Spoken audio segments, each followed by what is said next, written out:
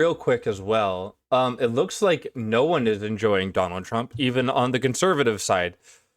Dude, holy shit, by the way. The fucking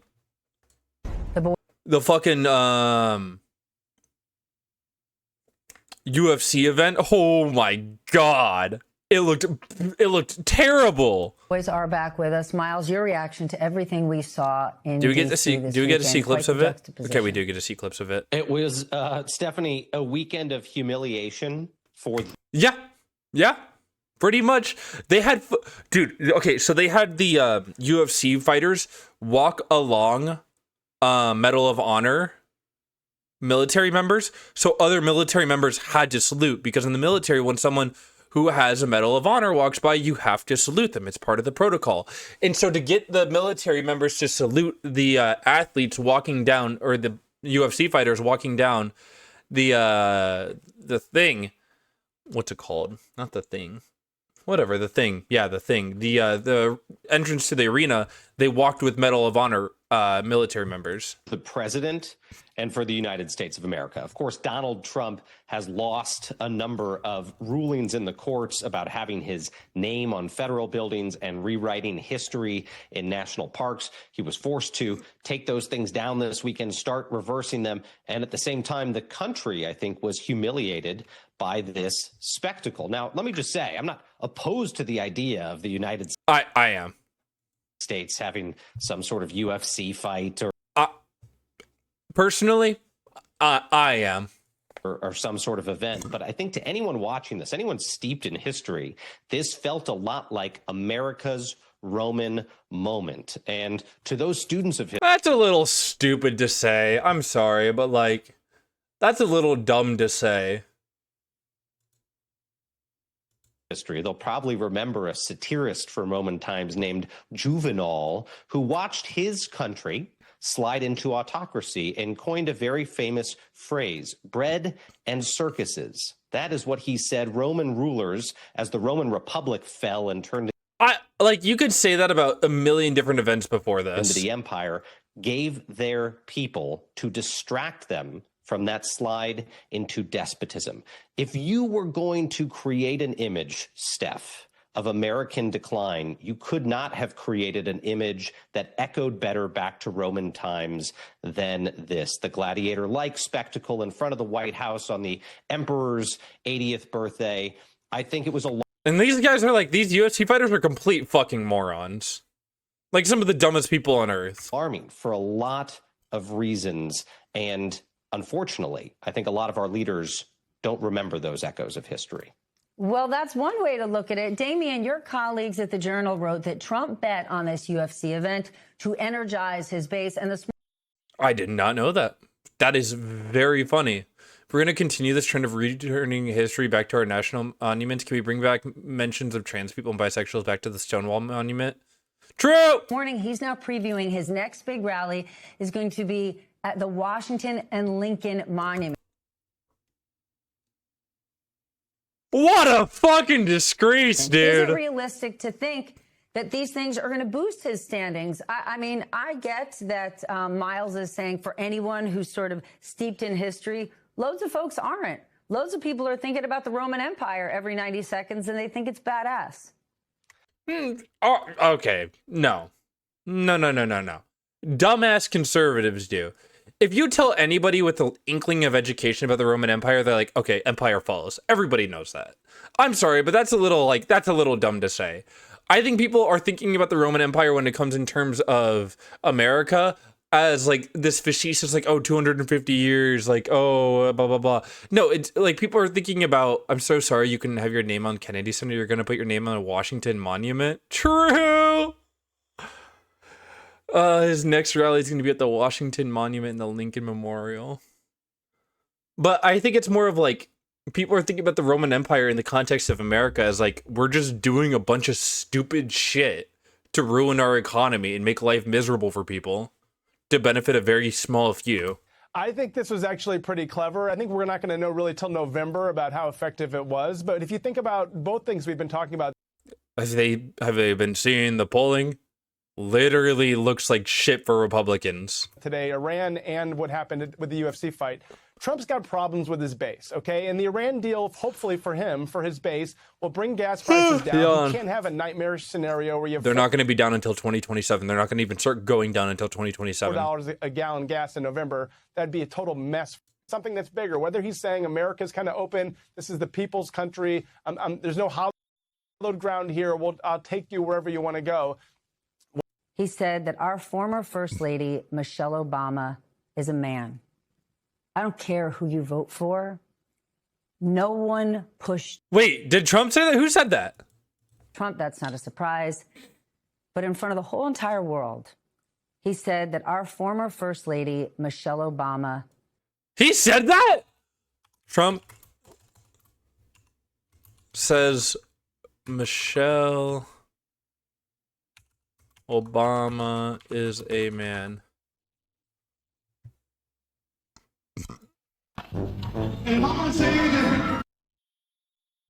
Oh my God. How much is too nice to Okay, can we fuck off for the ads? I'm buying YouTube Premium after today. I'm done with these ads. Surprised the crowd with a shocking statement during the UFC Freedom 250 event on the White House lawn on Sunday. After Okit won his bout against fellow heavyweight Derek Lewis, he said this during his post-match interview with Joe Rogan. Michelle Obama is a man! Am I right, America? Some in the crowd could be heard laughing, while others seemed shocked. Rogan did not address the comments, saying only, "Ladies and gentlemen, Josh Okit." The event was a $60 million made-for-TV spectacle sparked by a suggestion from President Donald Trump and executed by his friend, UFC Wow. Oh my God. America, century of humiliation. I wonder if... Michelle or Barack had to tweet about this, right? When was this? No? Nothing? Okay, Michelle hasn't tweeted out. Granted, I don't know if either of them would directly tweet out about this, but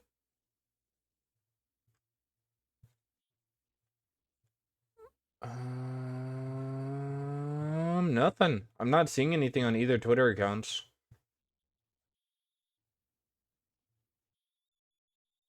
Yeah, nothing. All right, fair enough. They don't, I mean, not that they even have to. There's like literally no point in them responding to it. Wow. I'm not surprised. These guys are like genuinely, my backlash is Michelle to that UFC fighter and you suck penis. True. That guy probably beats his wife and anything. God damn. Man, even like nobody likes the Trump admin right now, except for people working inside the Trump admin. Even Ted Cruz is breaking with Trump. Democratic strategist Jim Kessler, Republican strategist Mark Bednar. All right, let's file this under who asked you? Ted Cruz, senator from Texas, endorsed as a weekend. Ted Cruz breaks with Trump. I don't know. There we go. Welcome back, Political. Ah, that's the takeout. I didn't want to watch the fucking takeout.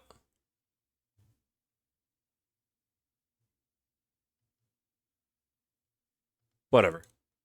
Welcome back, Political Panel time. Let me introduce them to you, Democratic strategist Jim. The fact that Cruz is going the other way, the only thing that this tells me is he's trying to stand out kind of in a longer term. Obviously, this is a gamble. It's very, It's a gamble that would work, and Democrats are going to let it work.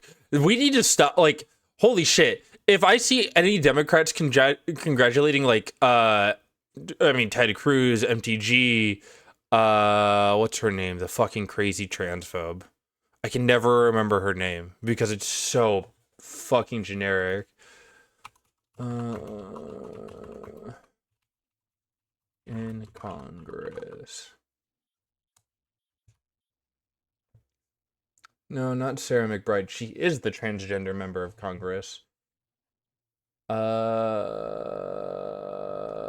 Nikki Haley? Is it Pam Bondi? No. Transphobic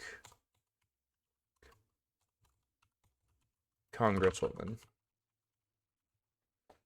Nancy Mace.